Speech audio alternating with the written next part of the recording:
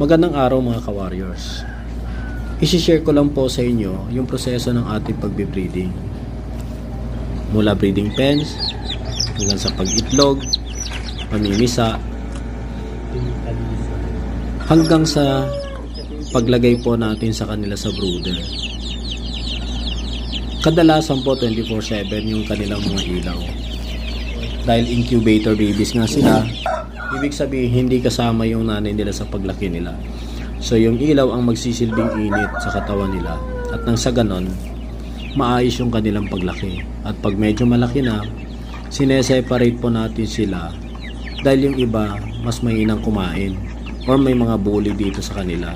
So kailangan nating i-separate yon, at nang sa ganon hindi sila mag-iiwanan sa paglaki.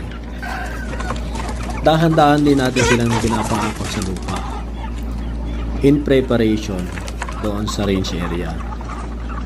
Dahil doon sa range area, bihira natin silang mahawakan doon. By the way, hindi ko na naisama dito yung video kung paano natin sila binabakunaan. But bago natin sila binibitawan sa range, nakapakuna na po sila.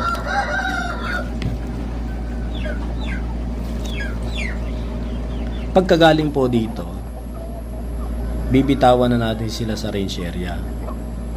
Bago natin bitawan, syempre, pinapaliguan natin, pinupurga natin, at ini-inject po natin sila ng B-complex for their protection. Para kahit bihira lang sila nahahawakan, ma-assure po natin na maayos yung kanilang kalusugan.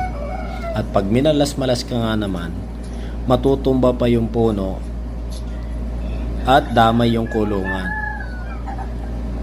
Mabuti na lang, thank God, at kahit papano safe yung mga alaga natin.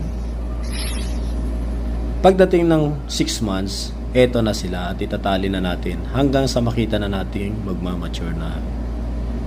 Ayun lang po, maraming salamat sa panonood mga ka-warriors.